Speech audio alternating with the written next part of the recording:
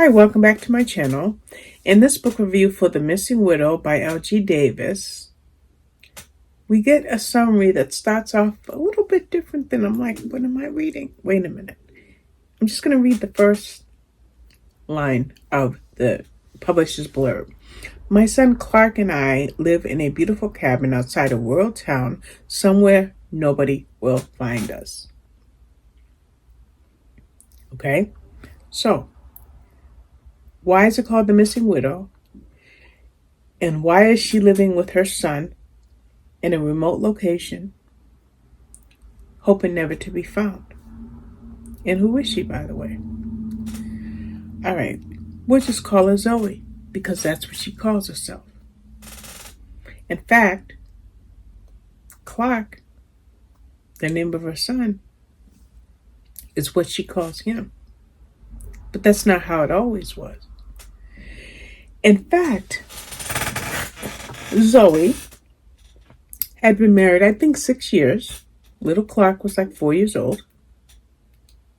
And life was going on, going well. But her husband had cancer. And as the book starts out, he's pleading with her to stop his suffering. He wants his suffering to end. She wants him to get better. But they're not the only players here. We also have his parents.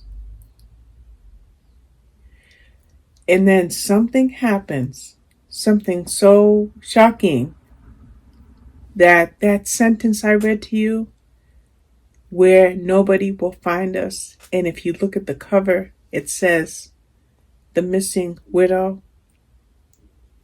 Why did Zoe run? Why is she missing? And what actually happened the night that her husband passed away? The thing is, Zoe had doubts about that night, a lack of clarity about that night. But yet she ran anyway.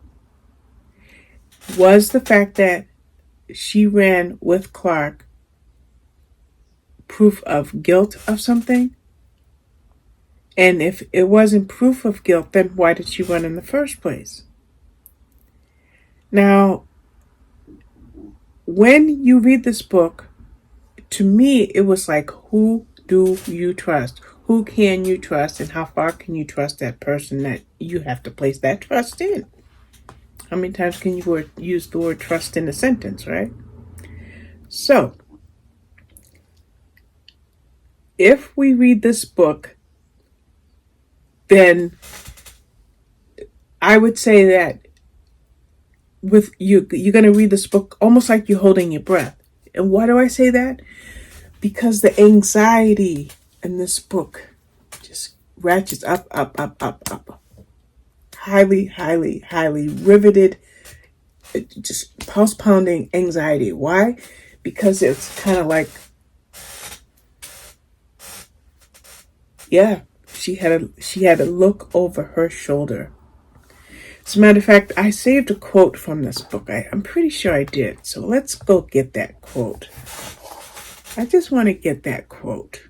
It shouldn't take me long to find it. Let's find that quote. Almost there, guys. I got it. My guilt is like a suffocating blanket. Is that why she ran? Yeah. Yep. It started with incredible suspense, and let me tell you, nail-biting conclusion. To the very end. Yeah, L.G. Davis. She did it. She did a great job with this book. I'm telling you, you're going to love it. Yes, it's sad that her husband died, but it's a psychological thriller. So what happened? Only way you're going to find out is if you read the book yourself. So that's all I'm going to say about the missing widow. Why did she go missing? What happened? Find out if you read this book by Miss Davis. You'll enjoy it. But anyway, that's all I'm going to say about that. So thank you for watching. Bye-bye.